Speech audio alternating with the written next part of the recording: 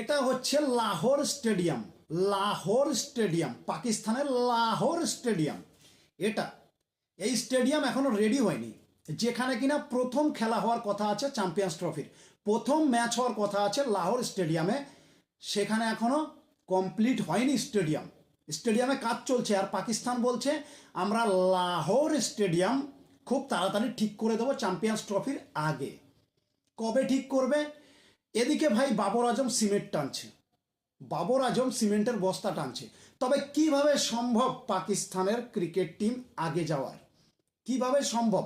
কোনোভাবে সম্ভবই না যদি প্লেয়াররা সিমেন্ট টানে। লাহোর স্টেডিয়াম ভাই ঠিক করার জন্য বাবর আজম চলে এসেছে।